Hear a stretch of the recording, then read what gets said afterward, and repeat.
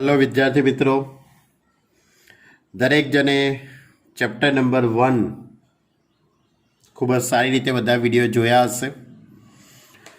Last विडियोनी अंदर last लेक्चरनी अंदर आपणे स्वाध्याय 1 ની શરૂઆત કરેલી। स्वाध्याय 1 ના 6 દાખલા સુધીનો આપણે અભ્યાસ કરેલો, બરાબર। હવે આગળ 7મા દાખલાથી શરૂઆત કરીએ।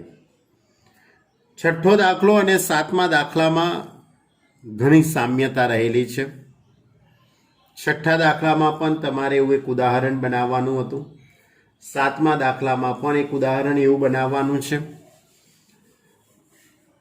7मा दाखलानी रकम आ रीते छे, तमे चोपड़ी में जोई शको छो।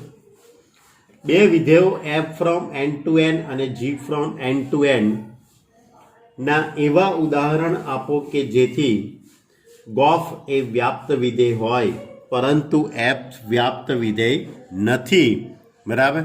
एवा उदाहरण तमारे आपवाना छे। हवे गोफ ए व्याप्त विधेय छे परंतु एफ व्याप्त विधेय नथी एवुं एक उदाहरण आपवानुं छे। जो चोपड़ीनी अंदर तमने रकमनी अंदर आपेलुं छे सूचन तरीके, आ प्रकारનું સૂચન તમને પરીક્ષામાં આપેલું હશે નહીં, એટલે તમારે ઘરેથી જ વિચારીને જવું પડશે, કાં તો યાદ રાખીને જવું પડશે કે ભાઈ ગોફ એ વ્યાપ્ત વિધેય હોય પરંતુ એફ વ્યાપ્ત વિધેય નથી, તે ઉદાહરણ તમારે ઘરેથી વિચારીને જવું પડશે। તમે એફ ફ્રોમ એન થી N F X is equal to X plus 1 આ વિધેય પસંદ કર્યું છે, અને g from n થી n gx is equal to x minus 1 x greater than 1 અને બીજું છે 1 x is equal to 1। તો આ બે વિધેયોની મેં પસંદગી કરી છે। એમાં સૌથી પહેલું વિધેય f from n થી n fx is equal to x plus 1 x ની જગ્યાએ 1 મૂકી દઉં, કારણ કે પ્રદેશ n છે, પ્રાકૃતિક સંખ્યાઓનો ગણ 1 મૂકવામાં આવે તો 1 + 1 2 થઈ જશે। હવે x ની જગ્યાએ હું 2 મૂકી દઉં, x ની જગ્યાએ હું 2 મૂકી દઉં તો f of 2 is equal to 2 + 1 3। f of 3 મૂકવામાં આવે તો 3 + 1 એટલે 4। ભાઈ f of 4 મૂકી દઉં તો 4 + 1 5। આ રીતે અલગ અલગ કિંમતો આપણે મૂકી દઈએ તો હવે આ વિધેયનો જો આપણે વિસ્તાર વિચારીએ તો વિધેય એફનો વિસ્તાર એની અંદર કઈ કઈ સંખ્યાઓ આવશે તો 2 3 4 5 આ બધી સંખ્યાઓ આવશે। જ્યારે વિધેય એફનો વિસ્તારમાં 1 આવતા નથી, પરંતુ એફનો સહપ્રદેશ વિધેય એફનો સહપ્રદેશ કયો છે n છે। વિધેય એફનો સહપ્રદેશ કયો છે n છે, એટલે વિસ્તાર અને સહપ્રદેશ બંને સમાન નથી। અહીંયા વિધેયનો વિસ્તાર અને સહપ્રદેશ, વિધેયનો વિસ્તાર ઇઝ નોટ ઇક્વલ ટુ સહપ્રદેશ। વિસ્તાર અને સહપ્રદેશ સરખા નથી, માટે f એ વ્યાપ્ત વિધેય નથી। માટે વિધેય f એ વ્યાપ્ત વિધેય નથી, એટલે આ વિધેય વ્યાપ્ત વિધેય થતું નથી। હવે હું GOF શોધી કાઢું તો ગોફ એ ક્યાંથી ક્યાંનું વિધેય થઈ જશે, n થી n પરનું જ વિધેય થવાનું। કેમ? કારણ કે f પણ n થી n છે, g પણ n થી n છે, તો ગોફ એ પણ n થી n પરનું વિધેય થઈ જશે। ગોફ x is equal two gfx। હવે fx ઇઝ ઇક્વલ ટુ આપણી જોડે fx is equal two x plus 1 છે, એટલે fxની જગ્યાએ હું x પ્લસ 1 મૂકી દઉં। હવે આ x પ્લસ 1ને મારે ક્યાં મૂકી દેવાના? x પ્લસ 1ને આ બેમાંથી શેમાં મૂકવાના? તો અહીંયા જોઈ શકાય છે કે મારે પહેલા વિધેયમાં મૂકવા પડશે। કેમ? કારણ કે x ગ્રેટર ધેન 1 xની કિંમત 1 કરતાં મોટી હોય ત્યારે મારે આ વિધેય પસંદ કરવાનું છે। અહીંયા x+1 છે, આ x+1 એ 1 કરતાં મોટી સંખ્યા થવાની છે હંમેશા, એટલે કે એને હું પહેલાંની અંદર મૂકી દઉં એટલે x+1 -1 1 1 ઉડી જશે એટલે x થઈ જશે, એટલે ગોફ x is equal two x. Clear? તો એનો અર્થ એવો થઈ ગયો કહેવાય કે જે સંખ્યા લઈશું એનો એ જ જવાબ આવશે, એટલે કે ગોફ ઓફ 1 લઈશું તો જવાબ 1 જ આવશે, ગોફ 2 લઈશું તો પણ જવાબ કેટલો આવશે, 2 મૂકી દઈશું તો પણ જવાબ 2 જ આવશે. તો આની ઉપરથી આપણે એમ કહી શકાય કે ગોફ વિધેયનો વિસ્તાર, ગોફનો વિસ્તાર અને સહપ્રદેશ બંને સમાન થવાના છે, એટલે ગોફ એ વ્યાપ્ત વિધેય છે, ગોફ એ વ્યાપ્ત વિધેય છે, એટલે ગોફ વ્યાપ્ત વિધેય છે પરંતુ એફ એ વ્યાપ્ત વિધેય નથી. એટલે આપણે દાખલા નંબર 7ની અંદર તમારે એવું એક ઉદાહરણ બનાવવાનું હતું કે જેમાં ગોફ એ વ્યાપ્ત વિધેય થાય પણ જી એ વ્યાપ્ત વિધેય, એફ એ વ્યાપ્ત વિધેય ન થાય. ચલો ત્યારે હવે 8મા દાખલાની વાત કરું. Question number 8. ક્વેશ્ચન નંબર 8ની રકમ કંઈક આ રીતે છે, બરાબર. ઓપરેશન ઉપર આધારિત દાખલો છે. એક્સ એ આપેલ અરિક્ત ગણ છે, કેપિટલ એક્સ એ અરિક્ત ગણ છે. કેપિટલ એક્સના તમામ ઉપગણોના ગણ પી ઓફ એક્સ પર સંબંધ આર આ પ્રમાણે વ્યાખ્યાયિત છે. એટલે સંબંધનો દાખલો છે બાળકો, 1.1 ઉપર આધારિત દાખલો છે. કેપિટલ એક્સના ઉપગણ એ અને બી માટે એ સબસેટ બી તો અને તો જ એ રિલેશન બી સંબંધ આર પી ઓફ એક્સ પર સામ્ય સંબંધ છે. તમારા જવાબની યથાર્થતા ચકાસો. બરાબર? એટલે કે અહીંયા જે સંબંધ જે આપેલો છે એ એક્સના ઉપગણ ઉપર આપેલો છે, એટલે રકમની અંદર પી ઓફ એક્સ એટલે ઘાતગણ, પી ઓફ એક્સ એટલે ઘાતગણ કહેવાશે. એ કે જ્યાં A is subset of X, A is subset of X. હવે આર એ પી ઓફ એક્સ પરનો સંબંધ છે, આર એ પી ઓફ એક્સ પરનો સંબંધ છે, એટલે R from P of X to P of X પરનો સંબંધ છે. બરાબર?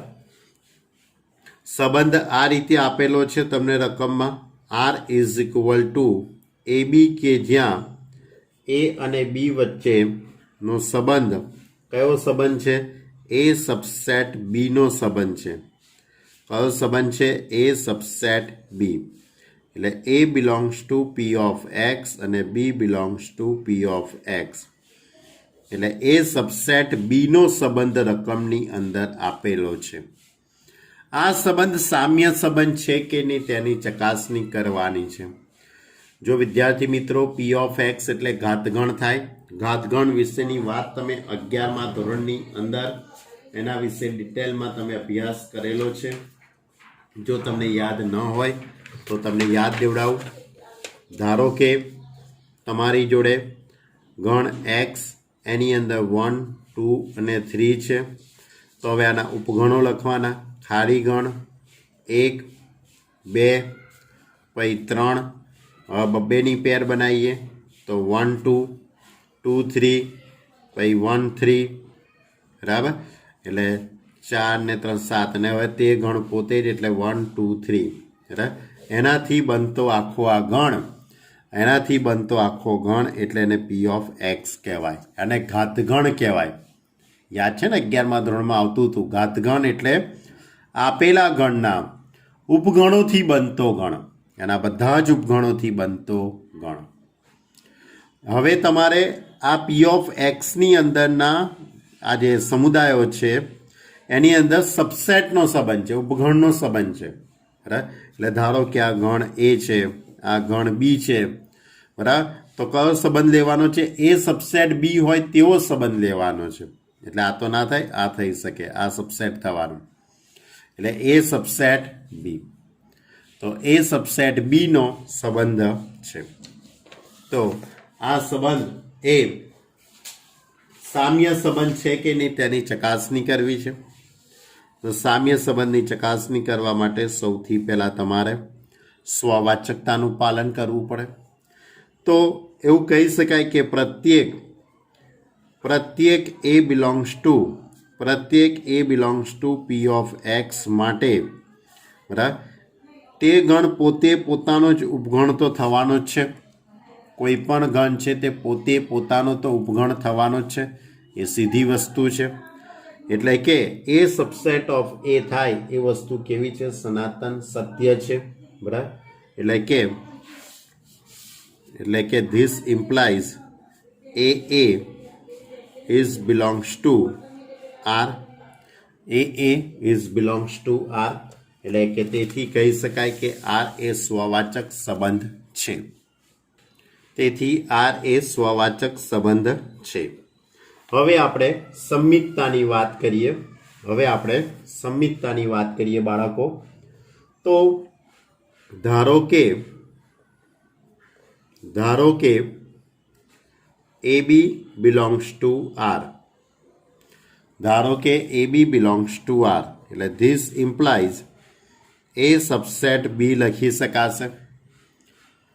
એ સબસેટ બી હોય તો હવે આને આપણે ઉલટું કરીએ તો બી સબસેટ એ થાય એવું દરેક વખતે શક્ય બનતું નથી. એટલે કે પ્રત્યેક A B belongs to P of X માટે A subset B this implies B is not subset of A થાય. બરાબર. એ સબસેટ બી હોય તો બી સબસેટ એ થાય એવું જરૂરી હોતું નથી. બધા જ ગણ માટે આ વસ્તુ શક્ય થતી નથી. એટલે કે કહી શકાય કે માટે સબસેટનો જે સંબંધ છે એટલે કે A B belongs to R હોય. This implies B A is not belongs to R. માટે આ સંબંધ એ સંમિતતાનું પાલન કરતું નથી. માટે આર એ સંમિત સંબંધ નથી. એટલે સ્વવાચક છે પરંતુ સંમિત નથી. Okay.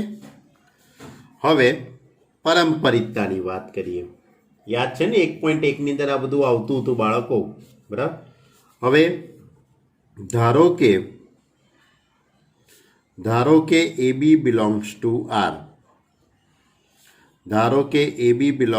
R. This implies A subset of B. તથા બીસી બિલોંગ્સ ટુ આર. તો this implies B subset of C. એટલે A subset B subset C. તો this implies A subset C.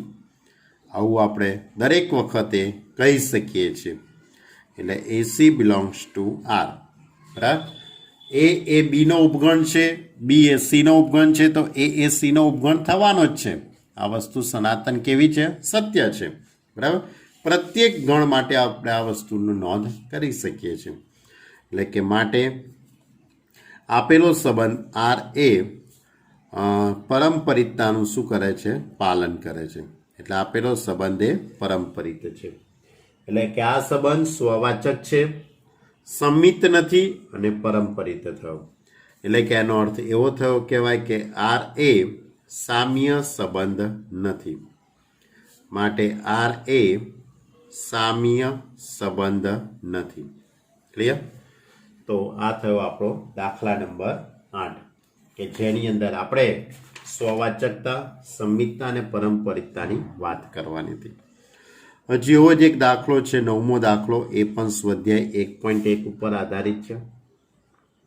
અરિક્ત ગણ કેપિટલ એક્સ ના ઘાતગણ પી ઓફ એક્સ પર ધ્રિક ક્રિયા.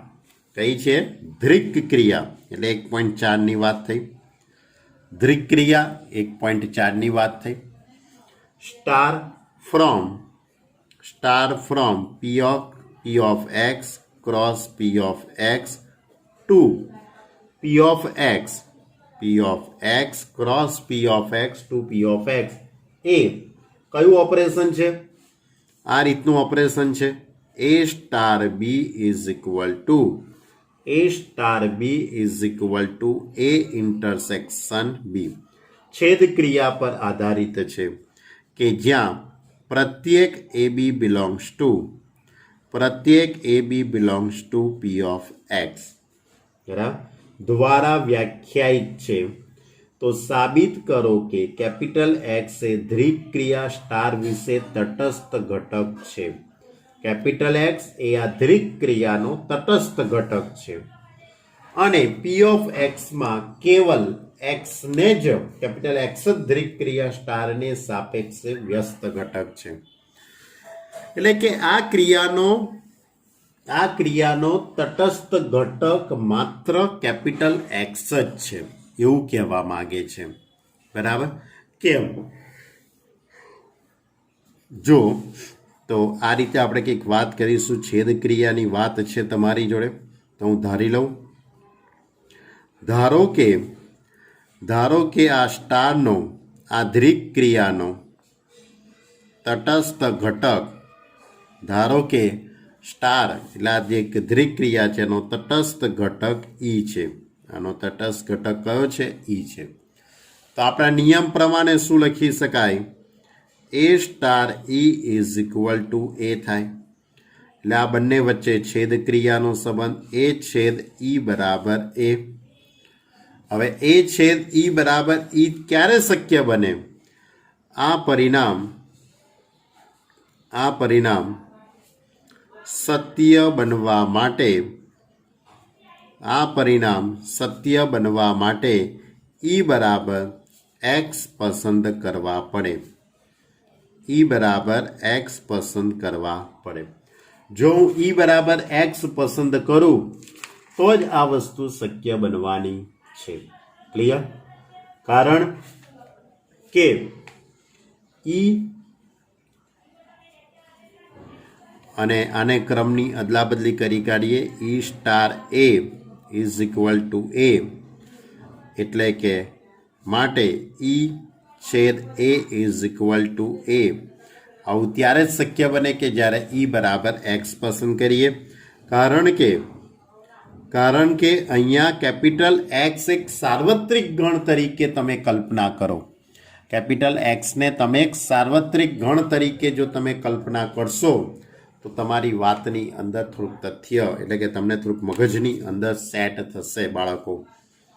કારણ કે A છેદ એક્સ બરાબર એ થશે અને એક્સ છેદ એ કરશો તો પણ શું આવશે? એ જ આવશે. કારણ કે આપણે જાણીએ છીએ કે સાર્વત્રિક ગણ આપણે દાખલા તરીકે યુ સાર્વત્રિક ગણ, યુની અંદર 1 2 3 4 5 6 7 8 એવા કંઈક ઘટકો છે, 1 થી 7 ઘટકો. ગણ એની અંદર ધારો કે હું 2 3 6 આ રીતે લઉં છું. હવે આનો એ છેદ યુ શોધવામાં આવે. ગણ એનો સાર્વત્રિક ગણ યુ જોડે હું છેદગણ શોધું એટલે આ બેનો છેદગણ શોધું તો મારો જવાબ કેટલો આવશે? 2 3 6 જ આવશે. અને 2 3 6 એટલે કયો ગણ થઈ ગયો કહેવાય? એ થઈ ગયો કહેવાય. એટલે કોઈ પણ ગણનો સાર્વત્રિક ગણ જોડે છેદગણ શોધીએ તો તે ગણ પોતે જ આવે છે. પણ આપણી આ જે રકમ છે એમાં સાર્વત્રિક ગણની જગ્યાએ કેપિટલ એક્સ લખેલું છે. કેપિટલ એક્સ અને એના પાછા ઘાતગણોની વાત કરેલી છે. એક્સની અંદર ધારો કે અહીંયા 7 ઘટકો છે તો પી ઓફ એક્સની અંદર કેટલા ઘટકો થવાના છે? તો 2⁷ જેટલા આની અંદર ઘટકો હશે અને એમાંના બધા ઘટકો લેવાના છે. તો સ્વાભાવિક છે કે આમાંથી તમે કોઈ પણ ગણ લેશો અને એનો એક્સ જોડે છેદગણ શોધો તેનો એ જ આવવાનો છે. એટલે એક સાર્વત્રિક ગણ તરીકે અહીંયા કલ્પના તમે વિચારો તો તમને ખ્યાલ આવી જશે. આપણે અહીંયા એક્સ કેપિટલ એક્સ ઉપર આપણો સંબંધ વ્યાખ્યાયિત છે બરાબર. એટલે ઓપરેશન પી ઓફ એક્સ ઉપર છે અને પી ઓફ એક્સમાંથી લીધેલો એક આ ગણ છે, એનો એક્સ જોડે છેદગણ શોધો તો તે જ આવશે. એટલે આ ક્રિયાનો તટસ્થ ઘટક એ કયો થઈ ગયો કહેવાય? કેપિટલ એક્સ, જેની પર આપણું ઓપરેશન વ્યાખ્યાયિત છે તે જ પોતે જ. હવે આપણે વ્યસ્ત ઘટક શોધીએ. ધારો કે A belongs to P of X. A belongs to P of X નો વ્યસ્ત ઘટક કેપિટલ બી છે. એનો વ્યસ્ત ઘટક કેપિટલ બી છે. તેનો અર્થ એવો થશે કે A star B is equal to X. બરાબર? એક્સ એ કયો ઘટક છે? તટસ્થ ઘટક છે. બરાબર? એટલે કે A છેદ B is equal to X થવું જોઈએ. તો આવું ક્યારે શક્ય બને? આ પરિણામ ક્યારે શક્ય બને? કે જો હું A અને બી બંનેની કિંમત એક્સ જ લેવામાં આવે, A બરાબર બી બરાબર એક્સ જ પસંદ કરતા એક્સ છેદ x is equal to x થાય. એટલે માટે એક્સનો જ વ્યસ્ત ઘટક અસ્તિત્વ ધરાવે છે. બીજા કોઈ ઘટકનો વ્યસ્ત ઘટક મળવાનો નથી. એટલે કે સાર્વત્રિક ગણનો સાર્વત્રિક ગણ જોડે જો છેદ ગણ કરો તો જ સાર્વત્રિક ગણ આવશે. બધા ઘટકો માટે શક્ય બનવાનું નથી. ઓકે, એટલે કે એવું કહી શકાય કે સ્ટાર વિશે x belongs to P of X નો જ વ્યસ્ત ઘટક અસ્તિત્વ ધરાવે છે. બરાબર? એટલે કે x નો વ્યસ્ત ઘટક તે પોતે જ થવાનો છે. એટલે x inverse x is equal two x. Clear? એટલે કે ધ્યાન રાખજો, કયું ઓપરેશન હતું? છેદ ક્રિયાનું ઓપરેશન હતું. કયું ઓપરેશન હતું? છેદ ક્રિયાનું. ચલો હવે આપણે એના પછીનો દાખલો લઈએ. આપણો એના પછીનો દાખલા નંબર કયો આવ્યા બાળકો? 10મો દાખલો આવ્યા. દાખલા નંબર 10. A બરાબર 1 2 અપ ટુ n થી 1 2 3 અપ ટુ n ના તમામ વ્યાપ્ત વિધેયોની સંખ્યા શોધો. જો પહેલા તો હું ધારી લઉં, આ 1 માર્કનો MCQ છે, 1 માર્કના ઓબ્જેક્ટિવમાં પૂછાય છે આ દાખલો. 1 2 3 અપ ટુ n. ગણ એની અંદર n ઘટકો છે, એટલે પ્રાકૃતિક સંખ્યાઓનો ગણ છે. બરાબર? તો પ્રશ્ન એવો છે કે આ A થી A ઉપરના વ્યાપ્ત વિધેયોની સંખ્યા કેટલી થાય? A થી A પરના વ્યાપ્ત વિધેયોની સંખ્યા કેટલી થાય એવો પ્રશ્ન છે. બરાબર? તો f from A to A પરના વ્યાપ્ત વિધેયની સંખ્યા, A થી A પરના વ્યાપ્ત વિધેયની સંખ્યા યાદ રાખજો, વિધેયની સંખ્યા કેટલી થવાની? n factorial. કેટલી થઈ જવાની? n factorial. તમને થાય કે આવું n ફેક્ટોરિયલ કેમ? તો બેઝિકલી કોન્સેપ્ટ એવો છે કે વ્યાપ્ત વિધેય હોય તેવા fની રચના કરવી હોય તમારે, તો પ્રદેશ અને સપ્રદેશના સભ્યો સમાન હોવા જોઈએ. બરાબર? પ્રદેશ અને સપ્રદેશના સભ્યો સમાન છે અને વિધેયની વ્યાખ્યા પ્રમાણે પ્રદેશનો દરેક સભ્ય ને એક જ પ્રતિબિંબ હોય. દરેકને કેવું પ્રતિબિંબ હોવાનું છે? એક જ. એટલે કે એનો પ્રથમ સભ્ય એટલે બેઝિકલી આપણે એવું કહી શકીએ કે આ ગણ A છે, આ બાજુએ ગણ A છે, આમાં 1 2 3 અપ ટુ n, આ બાજુએ 1 2 3 અપ ટુ n. એટલે આ એક છે, એકનો કેટલા જોડે સંબંધ બની શકે? n માંથી કોઈ એક સાથે સંબંધ બની શકે ને? ક્રમચય સંચયની વાત છે. એકની ગોઠવણી આમાંથી કોઈ પણ એક રીતે કરી શકે, એટલે એન રીતે થઈ શકે. બીજાની એના કરતાં એક ઓછી, કારણ કે જેનો સંબંધ ધારો કે આ એકનો 5 જોડે 4 જોડે સંબંધ બની ગયો હોય એટલે એક સભ્ય ઘટી ગયો. સ્થાન ભરવાની આપણે વાતો કરતા હતા ક્રમચયની અંદર, વાત કરજો બરાબર, કે આ પહેલું સ્થાન કેટલી રીતે ભરી શકાય, તો ભાઈ એન રીતે ભરી શકાય. બીજું સ્થાન n-1 રીતે, એટલે આ પહેલું સ્થાન n રીતે સંકળાઈ શકે આટલામાંથી. બીજું n-1, ત્રીજું n-2, એ રીતે જતા રહીએ તો છેલ્લે આપણી જોડે શું બાકી રહેશે? 3 × 2 × 1, એટલે n ફેક્ટોરિયલ એમ. પણ આ બધી વાર્તાઓ આપણે દાખલામાં લખવાની નથી. આ 1 માર્કનો નાનકડો એવો MCQ છે, બરાબર. તો f ફ્રોમ a થી a પરના વ્યાપ્ત વિધેયની સંખ્યા, a થી a પરના વ્યાપ્ત વિધેયની સંખ્યા કેટલી થઈ જશે? n factorial. ક્લિયર? ચલો હવે ક્વેશ્ચન નંબર 11. Question number 11. ધારો કે capital S is equal two, ધારો કે capital S is equal two ABC છે અને capital T is equal to 1 2 3 છે. જો અસ્તિત્વ હોય તો નીચે પ્રમાણે S થી T પરના વિધેયો માટે F ઇન્વર્સ શોધો. એટલે અહીંયા F છે એ ક્યાંથી ક્યાંનું વિધેય છે? S થી T પરના. F ફ્રોમ S થી T પરનું વિધેય છે. તો એનું F ઇન્વર્સ અસ્તિત્વ ધરાવે તો શોધો. તો પહેલો દાખલો છે F is equal two A3 B2 C1, આ રીતનું વિધેય આપેલું છે. તમારે આનું પ્રતિવિધેય શોધવાનું છે. તો એનો 3 જોડે સંબંધ છે એટલે f of a is equal to 3. બીનો 2 જોડે સંબંધ છે એટલે f of b is equal to 2.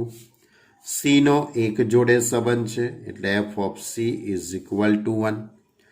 તો અહીંયા જોઈ શકાય છે કે આ વિધેય એક વિધેય તો છે જ, આ વિધેય એક વિધેય તો છે જ. હવે આ વિધેયનો વિસ્તાર 1 2 3 અને સહપ્રદેશે t અને t બરાબર 1 2 3, એટલે સહપ્રદેશ અને વિસ્તાર બંને સરખા થઈ ગયા, એટલે આ વિધેય વ્યાપ્ત વિધેય પણ થઈ ગયું. એટલે કે f એક પણ વિધેય છે અને વ્યાપ્ત વિધેય પણ છે. એટલે લખવું હોય તો લખી શકાય a not equal to b. તો એમના જવાબ પણ કેવા છે? અહીંયા ભિન્ન છે. માટે f એક વિધેય છે. f એક વિધેય છે. હવે આ વિધેયનો વિસ્તાર 1 2 3 અને સહપ્રદેશ, અને આ વિધેયનો સહપ્રદેશ 1 2 3, એટલે વિસ્તાર અને સહપ્રદેશ બંને સમાન છે. વિસ્તાર અને સહપ્રદેશ બંને સમાન છે. માટે f એ વ્યાપ્ત વિધેય છે. એટલે આ વિધેય એક વિધેય પણ છે અને વ્યાપ્ત વિધેય પણ છે. માટે fનું પ્રતિવિધેય અસ્તિત્વ ધરાવે છે. fનું પ્રતિવિધેય અસ્તિત્વ ધરાવે છે. એટલે હવે fનું પ્રતિવિધેય f ઇન્વર્સ ક્યાંથી ક્યાંનું થઈ જશે? T2S પરનું વિધેય થાય. T2S પરનું વિધેય થશે. હવે f of a is equal to 3. f of a is equal to 3. This implies, અહીંયા કેપિટલ F નો ઉપયોગ કર્યો છે બાળકો. તો f inverse 3 is equal to a. f of b is equal to 2. f of 2 is equal to 2. માટે f inverse 2 is equal to b. f of c is equal to 1. એટલે એની ઉપરથી F inverse 1 is equal two C. એટલે એની ઉપરથી લખી શકાશે F inverse is equal two 3a 2b અને 1c. Clear? આ પ્રતિવિધેય આપણે શોધી કાઢ્યું. હજુ આની અંદર બીજો દાખલો આપેલો છે તમને રકમની અંદર. બીજા દાખલામાં આ રીતે છે f is equal two a2 પછી b1 અને c1. તો f a is equal to 2, F B is equal to 1, બીનો એક જોડે સંબંધ છે, સીનો પણ એક જોડે સંબંધ છે. તો આ વિધેય અહીંયા જોઈ શકાય કે ભાઈ એક એક થતું નથી જ. કેમ? કારણ કે બી અને સી ભિન્ન છે, બી અને સી ભિન્ન છે, પરંતુ એમના જે પ્રતિબિંબ આવે છે એ સમાન મળી ગયા. F of B is equal to F of C. માટે એફ એક વિધેય નથી. એફ એ એક વિધેય નથી. બરાબર? એક નથી અને વ્યાપ્ત પણ નથી. આ તો આપણે લખવું નથી, પણ તમે જોવું હોય તો જોઈ જુઓ. કારણ કે એના વિસ્તારમાં 1 અને 2 આવે છે, જ્યારે એનો સપ્રદેશ 1, 2 અને 3 છે. એટલે વિસ્તાર અને સપ્રદેશ સરખો નથી, એટલે વ્યાપ્ત વિધેય પણ નથી. એટલે કે આ વિધેય એફ એક વિધેય નથી. માટે કેપિટલ લેટરનો ઉપયોગ કરવાનો હતો. માટે એફનું પ્રતિવિધેય અસ્તિત્વ ધરાવતું નથી. તો હવે દાખલા નંબર 12 લઈએ. a star B is equal to a minus B અને એ પછી ઓ અને બી લખેલું છે બરાબર એ. પ્રત્યેક A B belongs to R દ્વારા વ્યાખ્યાયિત દ્રિક ક્રિયાઓ. બે દ્રિક ક્રિયાઓ રકમમાં આપેલી છે.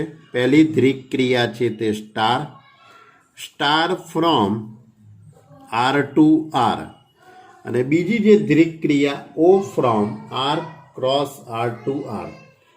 સાબિત કરો કે સ્ટાર સમક્રમી છે પરંતુ જૂથના નિયમને અનુસરતી નથી, અને ઓ જૂથના નિયમને અનુસરે છે પરંતુ સમક્રમી નથી. અને વધુમાં બતાવો કે પ્રત્યેક ABC belongs to R. A star B O C બરાબર A star B O A star C. શું દ્રિક ક્રિયા ઓ નું દ્રિક ક્રિયા સ્ટાર પર વિભાજન થશે? તમારા જવાબની યથાર્થતા ચકાસો. મિત્રો, આખો જે દાખલો છે એ 3 વિભાગમાં વહેંચાયેલો છે. દાખલો થોડોક લાંબો છે પણ ઘણો સહેલો છે. 2 ઓપરેશનો આપેલા છે. પહેલું ઓપરેશન સ્ટારનું છે. પહેલું ઓપરેશન છે star from R to R. A star B is equal to A minus B. આ પહેલું ઓપરેશન છે. તો આ ઓપરેશન સમક્રમી છે પરંતુ જૂથના નિયમને અનુસરતું નથી એવું આપણે સાબિત કરવું છે. તો સ્વાભાવિક છે કે આપણે તો 2 સ્ટાર 3 લઈ લઈએ. 2 સ્ટાર 3 એટલે 2 માઇનસ 3. 2 માઇનસ 3 એટલે -1. -1નો માનાંક +1 થઈ જશે. 3 સ્ટાર 2 એટલે 3 માઇનસ 2. 3 માઇનસ 2 એટલે 1નો માનાંક 1 થઈ જશે. બંનેના જવાબ કેવા થઈ ગયા? સરખા. 2 star 3 is equal to 3 star 2. અને આમ પણ આપણે કહી શકીએ કે પ્રત્યેક A B belongs to R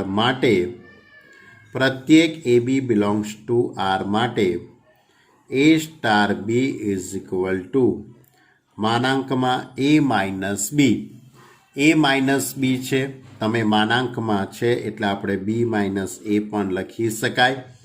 એટલે કે આના બરાબર આપણે બી સ્ટાર એ લખી શકીએ. એટલે કે સ્ટાર એ સમક્રમી છે. ક્લિયર?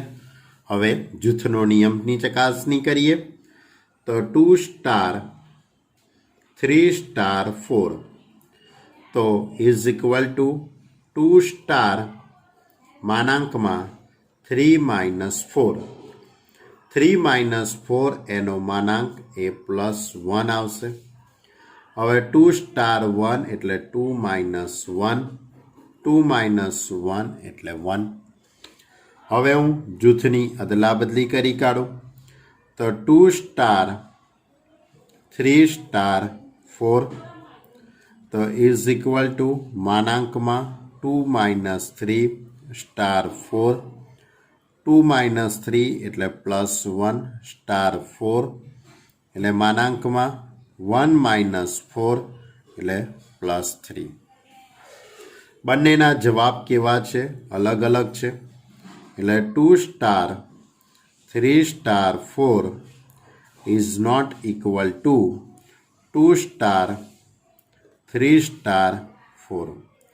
એટલે કે પ્રત્યેક એબીસી બિલોંગ્સ ટુ આર માટે પ્રત્યેક એબીસી બિલોંગ્સ ટુ આર માટે એ સ્ટાર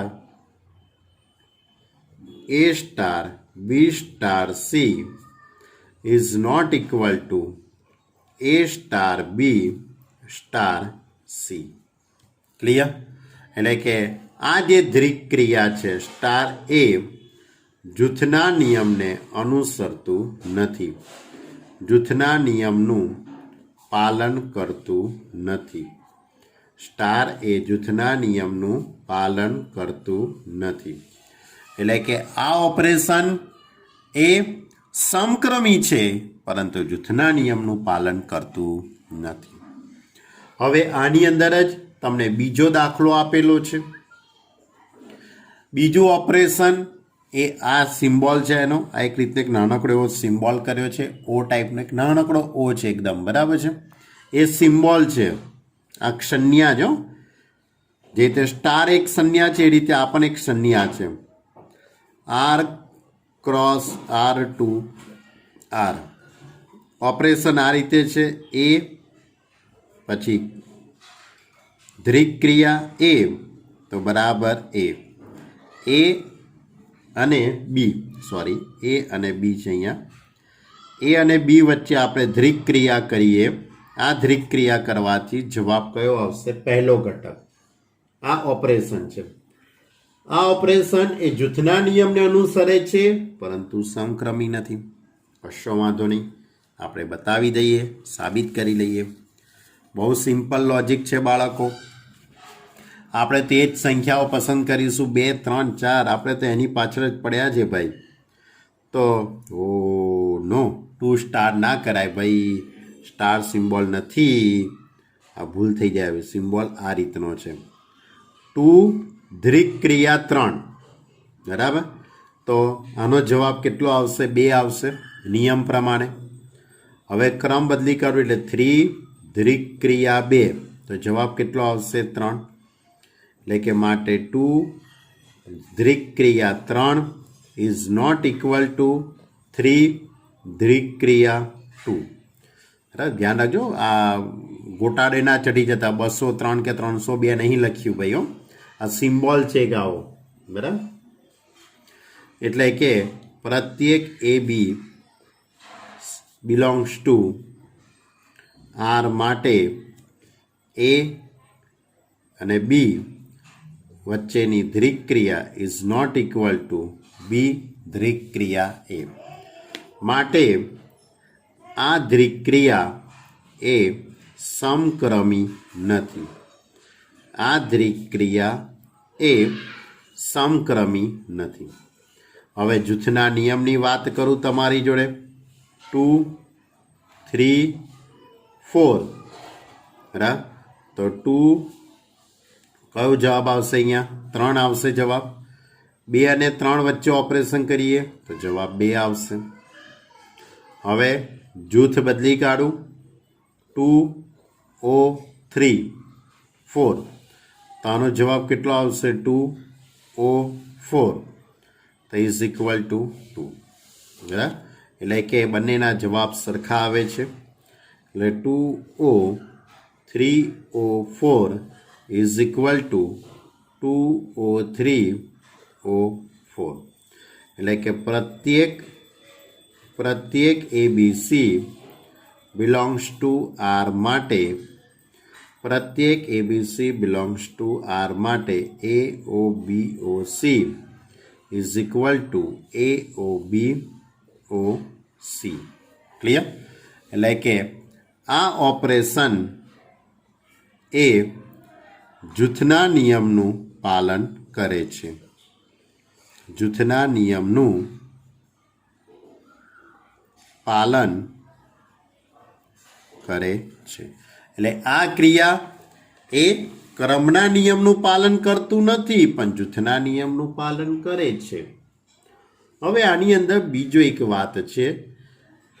પહેલું ઓપરેશન સ્ટાર છે અને બીજું ઓપરેશન કયું છે? ઓ છે. તો વિભાજન કરવાનું છે. એક ક્રિયાનું બીજી ક્રિયા પર શું વિભાજન શક્ય છે એવો તમને પ્રશ્ન કરેલો છે. બરાબર? તો આપણે વિચારી લઈએ કે વ્યાપક રીતે જ આપણે લખીએ કે પ્રત્યેક એબીસી બિલોંગ્સ ટુ આર માટે એ સ્ટાર BOC તો is equal to A star BOC નો જવાબ કેટલો આવશે? બી આવશે. અને આ બંને વચ્ચે ઓપરેશન કરું તો જવાબ કેટલો આવશે? મોડ ઓફ A માઇનસ બી આવશે. હવે મારે વિભાજન કરવાનું છે. હવે અહીંયા શું કરવાનું છે? મારે વિભાજન કરવું છે. આને હું એટલે કે અહીંયા લખી નકાઢું કે માટે A star BOC is equal to mod of A minus B. આને હું પરિણામ નંબર 1 કહી દઉં. હવે A star B O A star C આની વાત કરું તો આનો જવાબ કેટલો આવશે? અહીંયા A માઇનસ બી આવશે. Operation mode of A minus C. તો હવે આનો જવાબ કેટલો થઈ ગયો કહેવાય? મોડ ઓફ A માઇનસ બી થઈ ગયો કહેવાય. બરાબર? મોડ ઓફ શું થઈ ગયો કહેવાય? A માઇનસ બી. એટલે કે સ્ટારનું આને પરિણામ નંબર શું ગણીશું? 2. તો બંને પરિણામ કેવા આવ્યા? સરખા. એટલે પરિણામ 1 અને 2 પરથી A star BOC is equal to A star B O A star C. એટલે કે એવું કહી શકાય કે અહીંયા સ્ટારનું ઓ ઉપર વિભાજન થાય છે. સ્ટારનું આ ક્રિયા પર વિભાજન શક્ય બને છે. પરંતુ હવે આપણે જોવાનું છે કે પહેલા ઓ હોય અને પછી સ્ટાર હોય તો શું આ વિભાજન શક્ય છે કે નહીં? જો હવે ઓ પહેલા અને પછી સ્ટાર તો A O અહીંયા B માઇનસ સી લખાશે. હવે આ બંને વચ્ચે ઓપરેશન કરીએ તો જવાબ કેટલો આવવાનો છે? A. એટલે કે AO B star C is equal to A. આને પરિણામ નંબર શું કહી દઈએ? 3. હવે AOB સ્ટાર AOC AOB તો એનો જવાબ A આવશે. AOC તો એનો જવાબ A આવશે. હવે આ બંને વચ્ચે ઓપરેશન કરું તો A માઇનસ એનો જવાબ 0 આવ્યો. એટલે કે માટે AOB star AOC is equal two 0. આને પરિણામ નંબર 4. તો બંનેના જવાબ કેવા આવે છે? જુઓ, અલગ અલગ આયા કહેવાય.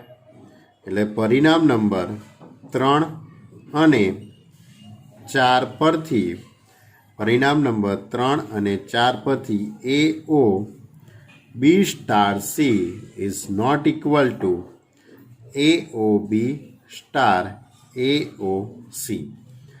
માટે દ્રિક ક્રિયા ઓનું દ્રિક ક્રિયા સ્ટાર પર વિભાજન